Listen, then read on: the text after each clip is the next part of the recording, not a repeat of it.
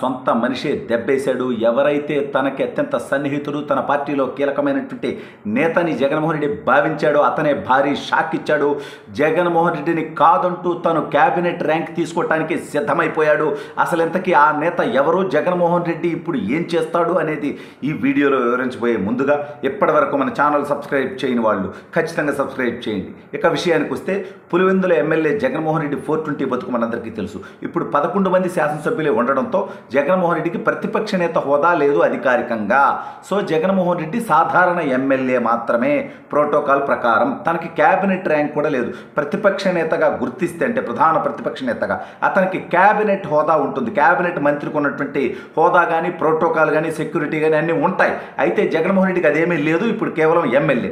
కానీ జగన్మోహన్ రెడ్డి పార్టీలో ఆల్రెడీ ఒక వ్యక్తి క్యాబినెట్ హోదాలో ఉన్నాడు. అతనే బొత్స సత్యనారాయణ. అతను శాసన మండలిలో ప్రతిపక్ష నేతగా, శాసన మండలిలో వైఎస్ఆర్ కాంగ్రెస్ పార్టీకి బలం ఎక్కువ ఉంది కాబట్టి అక్కడ అతను ప్రతిపక్ష నేతగా ఉన్నాడు. అతను ఆల్రెడీ క్యాబినెట్ హోదాలో ఉన్నాడు.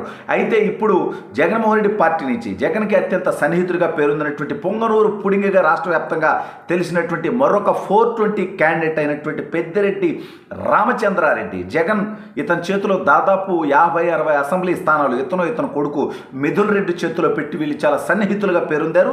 గతంలో జగన్మోహన్ రెడ్డి జైలుకు వెళితే, జగన్మోహన్ రెడ్డి ముఖ్యమంత్రిగా ఉన్నప్పుడు పెద్దిరెడ్డి కూడా ముఖ్యమంత్రి అవ్వచ్చు అనేటువంటి వార్తలు కూడా వచ్చాయి. ఎందుకంటే పెద్దిరెడ్డి ఆ పార్టీలో అంత పవర్ఫుల్ అని చెప్తారు. అతని దగ్గర అవినీతి సొమ్ము కూడా వేలాది కోట్ల రూపాయలు ఉన్నాయి అనేటువంటి ఆరోపణలు ఉన్నాయి. ఆ తర్వాత కూటమి ప్రభుత్వం వచ్చిన తర్వాత అతను మదనపల్లి, అంటే చుట్టుపక్కల తన నియోజకవర్గానికి చుట్టుపక్కల వేల ఎకరాలు దోచుకోవటం, వాటన్నిటికి సంబంధించినటువంటి ఫైల్స్ దగ్ధం చేయడం, పెద్దిరెడ్డి మైనింగ్ దగ్గర నుంచి తన కంపెనీ ద్వారా చేసినటువంటి కాంట్రాక్టుల ద్వారా, దోపిడీల ద్వారా వేలాది కోట్ల రూపాయలు జగన్ ప్రభుత్వంలో సంపాదించుకున్నాడు అనేటువంటి పేరుంది. అయితే ఇప్పుడు ఆ పెద్దిరెడ్డి రామచంద్రారెడ్డి, జగన్మోహన్ రెడ్డికి ఇప్పుడు ప్రతిపక్ష నేత హోదా లేదు. జగన్మోహన్ రెడ్డి కేవలం ఎమ్మెల్యే. అసెంబ్లీలో ముఖ్యమంత్రి, అదేవిధంగా మంత్రులు, చీఫ్ విప్ వీళ్ళందరికీ కూడా క్యాబినెట్ హోదా ఉంటుంది. వీళ్ళతో పాటు ప్రతిపక్ష నేతకి, అదేవిధంగా PAC chairman, public accounts committee చైర్మన్గా ఉన్న వ్యక్తికి క్యాబినెట్ హోదా ఉంటుంది. విప్పులందరికీ కూడా సహాయ మంత్రి హోదా ఉండటం జరుగుతుంది. అయితే ఇప్పుడు పెద్దిరెడ్డి రామచంద్రారెడ్డి వైఎస్ఆర్ కాంగ్రెస్ పార్టీకి ఒకవేళ పిఏసి చైర్మన్ ఇవ్వాలి అంటే ఆ పార్టీకి వాళ్ళకి 18 పైగా స్థానాలు ఉండాలి. ఆ స్థానాలు లేవు కాబట్టి అసెంబ్లీ నుంచి 9 మంది మాత్రమే పిఏసి సభ్యులుగా నియమితులవుతారు. కాబట్టి ఒక సభ్యుడు కావాలంటే 18కి పైగా ఎమ్మెల్యేలు కావాలి. కాబట్టి వైఎస్ఆర్ కాంగ్రెస్ పార్టీకి ఆ బలం లేదు. సో వాస్తవంగా వైఎస్ఆర్ కాంగ్రెస్ పార్టీ నుంచి పిఏసి సభ్యులుగా ఉండటానికి కూడా ఎవరికీ అర్హత లేదు. సాంప్రదాయంగా ఒకవేళ అక్కడి నుంచి సభ్యులు కనుక ఉంటే వారికే పిఏసి చైర్మన్ ఇచ్చేటువంటి సాంప్రదాయం ఉంది. కానీ ఇప్పుడు వైఎస్ఆర్ కాంగ్రెస్ పార్టీకి ప్రతిపక్ష హోదా లేదు కాబట్టి, ప్రధాన ప్రతిపక్ష హోదా లేదు కాబట్టి ఆ పార్టీ నుంచి పిఏసి చైర్మన్ అయ్యేటువంటి అవకాశం లేదు. కానీ పెద్దిరెడ్డి రామచంద్రారెడ్డి పిఏసి చైర్మన్గా ఉండడం కోసం తను నామినేషన్ వేయడానికి రంగం సిద్ధం చేసుకున్నాడు. అంటే జగన్మోహన్ రెడ్డిని ఎర్రిపప్పం చేశాడు. పైగా జగన్మోహన్ రెడ్డి దగ్గర ఉన్నటువంటి, తనతో కలిపి ఉన్నటువంటి 11 మంది శాసనసభ్యుల్లో అత్యధికం, అంటే 6 నుంచి 7 శాసనసభ్యులు పెద్దిరెడ్డి రామచంద్రారెడ్డితో టచ్లో ఉన్నారని, అదేవిధంగా తన కొడుకు ఎంపీగా ఉన్నాడు. వీళ్ళందరూ కూడా భారతీయ జనతా పార్టీకి వెళ్ళేటువంటి అవకాశం ఉంటుందని ఒక పుకార్లు వచ్చి, ఇవి కాకుండా అసలు వాళ్లే, అంటే ఇప్పుడు జగన్మోహన్ రెడ్డి దగ్గర 11 మంది ఎమ్మెల్యేలు ఉన్నారు. 6 ఎమ్మెల్యేలు కనుక బయటికి వచ్చి అసలు వైఎస్ఆర్ కాంగ్రెస్ పార్టీ మాది అంటే, గతంలో మనం మహారాష్ట్రలో చూసాం, శివసేన కానివ్వండి, అదేవిధంగా ఎన్సీపీ కానివ్వండి, ఉద్ధవ్ థాకరే చేతిలో నుంచి శివసేన, శరద్ పవార్ చేతిలో నుంచి ఎన్సీపీ కూడా జారిపోవడం జరిగింది. మెజారిటీ ఎమ్మెల్యేలు చీలిక వచ్చినప్పుడు వీళ్ళు కొత్త పార్టీ పెట్టుకోవాల్సి వచ్చింది. శివసేన ఉద్ధవ్ థాకరే అని, అదేవిధంగా ఎన్సీపీ శరద్ చంద్ర పవార్ అని పెట్టుకోవాల్సి వచ్చింది. ఆ రకంగా జగన్మోహన్ రెడ్డి కనుక ఈ 6 మంది శాసనసభ్యులు కనుక తిరుగుబాటు చేసి పెద్దిరెడ్డి నాయకత్వంలో బయటకు వస్తే వాళ్ళ చేతిలో పార్టీ వచ్చేస్తుంది, పార్టీ కార్యాలయాలు వచ్చేస్తాయి, పార్టీ సింబల్ వస్తుంది, పార్టీ పేరు వస్తుంది, పార్టీకి ఉన్నటువంటి ఆస్తులు కూడా వచ్చేటువంటి అవకాశం ఉంటుంది. సొంత మనిషే దెబ్బేశాడు. ఎవరైతే తనకి అత్యంత సన్నిహితుడు, తన పార్టీలో కీలకమైనటువంటి నేతని జగన్మోహన్ రెడ్డి భావించాడో అతనే భారీ షాక్ ఇచ్చాడు. జగన్మోహన్ రెడ్డిని కాదంటూ తను క్యాబినెట్ ర్యాంక్ తీసుకోవటానికి సిద్ధమైపోయాడు.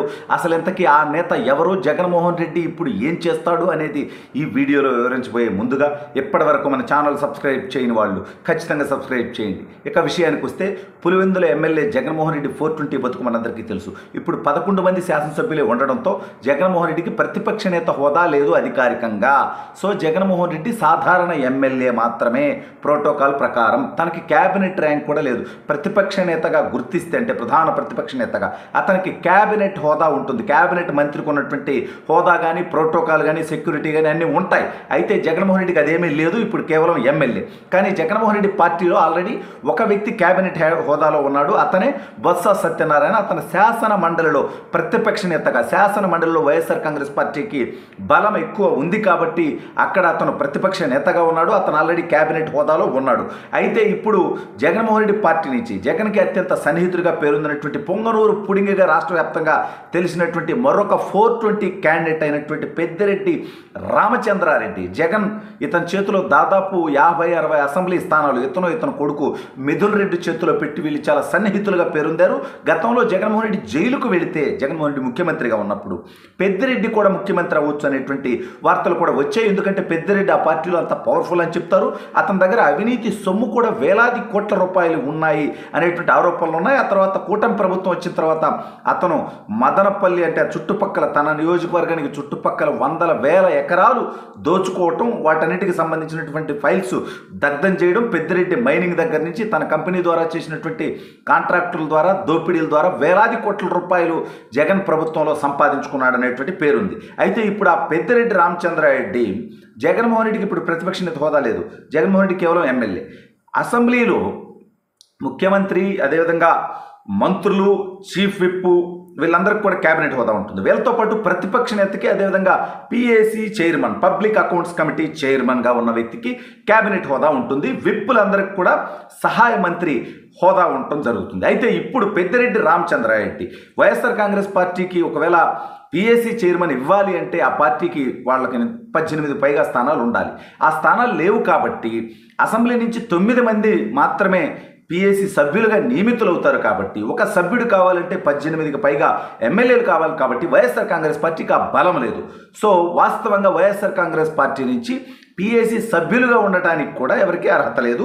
సాంప్రదాయంగా ఒకవేళ అక్కడి నుంచి సభ్యులు కనుక ఉంటే వారికే పిఏసి చైర్మన్ ఇచ్చేటువంటి సాంప్రదాయం ఉంది. కానీ ఇప్పుడు వైఎస్ఆర్ కాంగ్రెస్ పార్టీకి ప్రతిపక్ష హోదా లేదు కాబట్టి, ప్రధాన ప్రతిపక్ష హోదా లేదు కాబట్టి ఆ పార్టీ నుంచి పిఏసి చైర్మన్ అయ్యేటువంటి అవకాశం లేదు. కానీ పెద్దిరెడ్డి రామచంద్రారెడ్డి పిఏసి చైర్మన్గా ఉండడం కోసం తను నామినేషన్ వేయడానికి రంగం సిద్ధం చేసుకున్నాడు. అంటే జగన్మోహన్ రెడ్డిని ఎర్రిపప్పం చేశాడు. పైగా జగన్మోహన్ రెడ్డి దగ్గర ఉన్నటువంటి తనతో కలిపి ఉన్నటువంటి 11 మంది శాసనసభ్యుల్లో అత్యధికం అంటే 6 నుంచి 7 శాసనసభ్యులు పెద్దిరెడ్డి రామచంద్రారెడ్డితో టచ్లో ఉన్నారని, అదేవిధంగా తన కొడుకు ఎంపీగా ఉన్నాడు. వీళ్ళందరూ కూడా భారతీయ జనతా పార్టీకి వెళ్ళేటువంటి అవకాశం ఉంటుందని ఒక పుకార్లు వచ్చి ఇవి కాకుండా అసలు వాళ్లే అంటే ఇప్పుడు జగన్మోహన్ రెడ్డి దగ్గర 11 మంది ఎమ్మెల్యేలు ఉన్నారు. 6 ఎమ్మెల్యేలు కనుక బయటికి వచ్చి అసలు వైఎస్ఆర్ కాంగ్రెస్ పార్టీ మాది అంటే, గతంలో మనం మహారాష్ట్రలో చూసాం, శివసేన కానివ్వండి, అదేవిధంగా ఎన్సీపీ కానివ్వండి, ఉద్ధవ్ థాకరే చేతిలో నుంచి శివసేన, శరద్ పవార్ చేతిలో నుంచి ఎన్సీపీ కూడా జారిపోవడం జరిగింది. మెజారిటీ ఎమ్మెల్యేలు చీలిక వచ్చినప్పుడు వీళ్ళు కొత్త పార్టీ పెట్టుకోవాల్సి వచ్చింది.